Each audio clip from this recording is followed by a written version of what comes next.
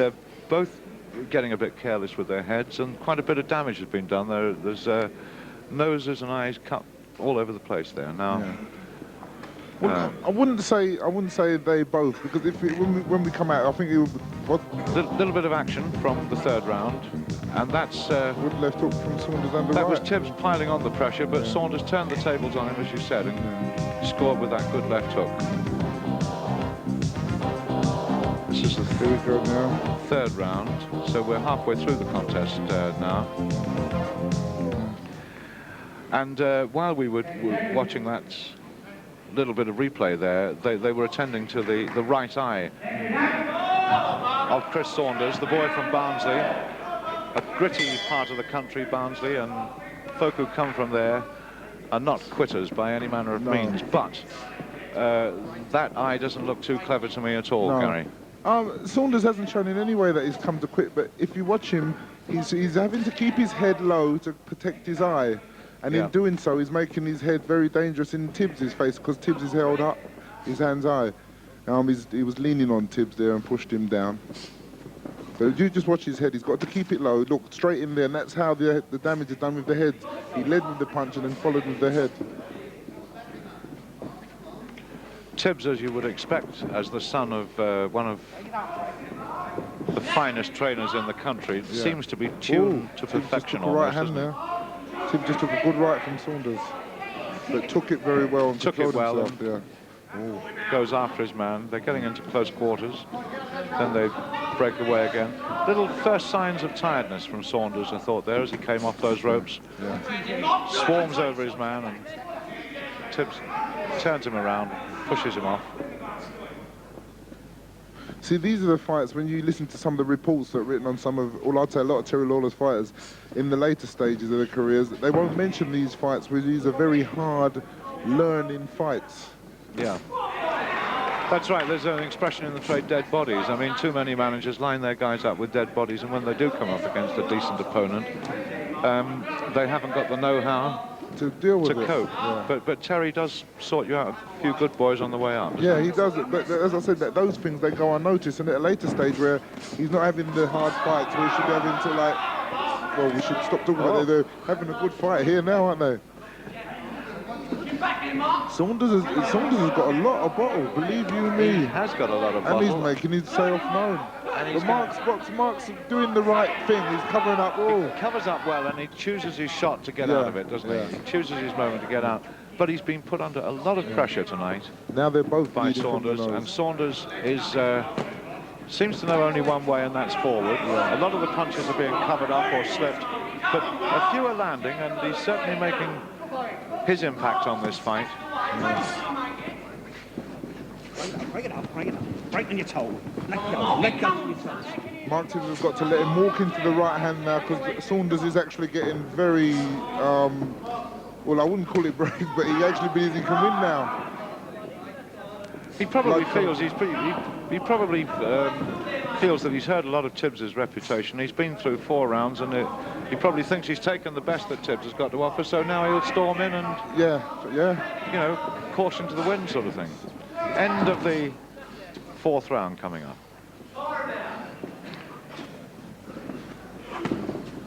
There's blood all over the place there. Yeah.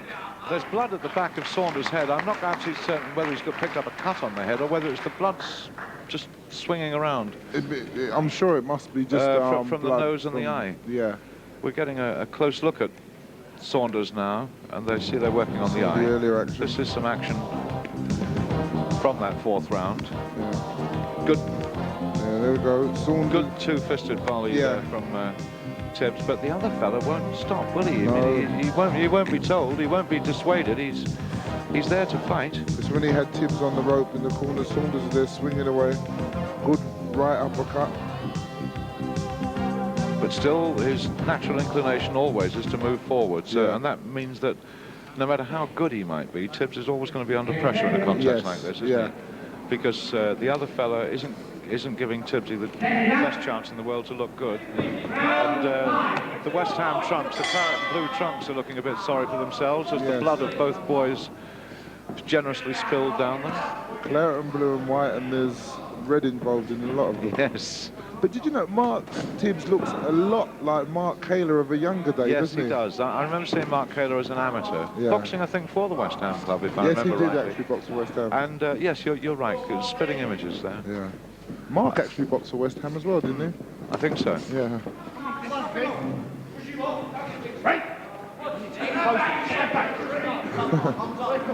Well, we've already spoken about the claret and blue of West Ham right at the very beginning of the contest, but Barnsley's colours are red, and although Saunders started out with white trunks, he looks as though he's going to end with his hometown trunks. Well, yeah. Ooh.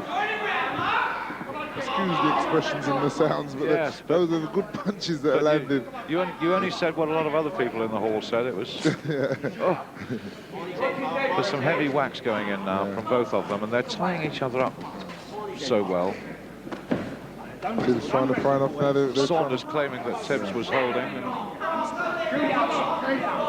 But this fight it's a very serious. By no means is this fight in any way friendly. You're seeing fights that championships don't consist of sometimes. It's a grueling, hard fight. It's a real sort of, you know, what in the old days would have been called a barroom brawl here, isn't it? And it's a good test of character for two young fighters.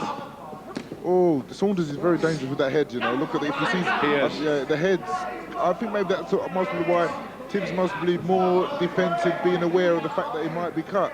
But what Saunders' head, look, and his right hooks and left hooks. Good punches by Saunders. Good moments for Saunders. Good moments for Saunders. Tibbs is going to have to catch him walking in with one of those right hands. As Saunders comes in, bang with the right hands that he was throwing in the earlier rounds. Mark is looking for the right hand now. He's looking for the one punch. He's stalking his man and looking for the big payoff. Yes. But there he landed it. Close a little bit and get caught. He's got to step back and do the same thing again. Because if it doesn't knock him out, it will deter Saunders, and Saunders is doing very well at the moment. Mark's got this. He can't stand there like that. He's very showy, very flashy boxer, and he wants to show his defensive skills. But as you say, he can't stand there like that and get whacked. You know, you've got to cut your losses at some point. Yes. Good right hand. Beautiful right hand. Brilliant. Caught Saunders coming in. That still be the punch for. There he goes, and again he tried it again, but that's only Saunders one punch. Is all greatness.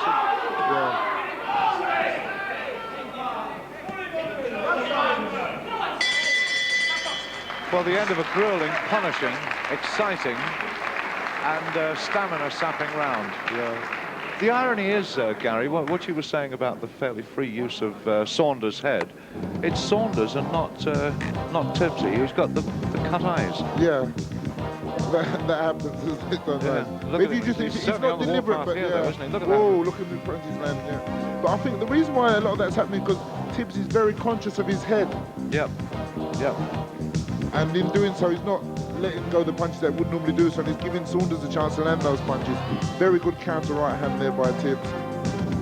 And Saunders way out of range as he tried to pursue his man.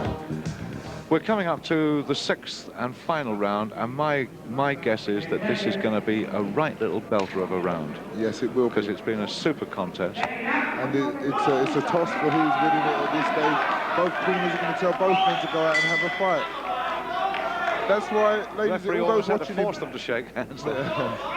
All those watching in pubs, this is where you see the making of stars. It certainly is. And you also see whether they've got the bottle to carry on. Yes, Because you know, it's great when you can look good and look flashy, and your opponent is inferior to you. But when you get somebody in there who's whacking you back. Whoa, who's that? Oh, what happened there? Tibbsy was put down. He's okay. He's way to the corner. Right. He's okay. A mark of his father's experience there, just taking that breather. But Saunders sensed possible victory inside the distance, and he's going to not let up the pressure at all now. And Tibbs is going to have to fight his way out of trouble. There's no question of it. He can't just cover up and take them on the gloves and elbows any longer. He's got to work. He's got to use his skill, his superior skill, which is obviously there, and do that, not stay there and get involved and allow himself to be hit by Saunders. That's a good counter right, but Saunders, my hat goes off to Saunders for actually like taking the fight to Tibbs all the way. Tibbs, they're looking for the counter right hand, which is effective, but it's only one punch. Tibbs has got to fight more.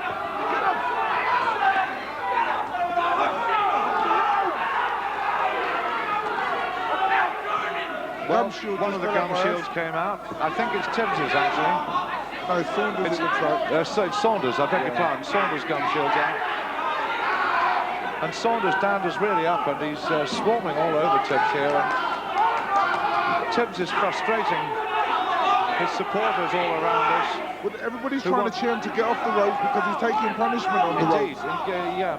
They're not seeing the aggression in this last round from Tibbs that they wanted. Counter.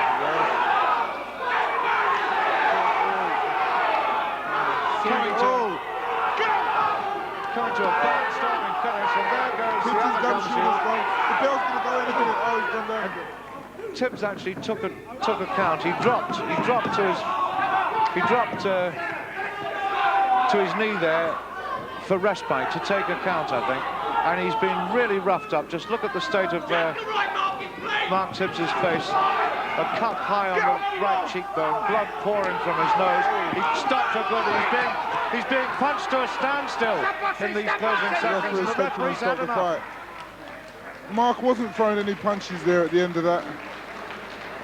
Look at you, Mark Tibbs has been punched to a standstill in his 14th professional contest after 13 wins. And his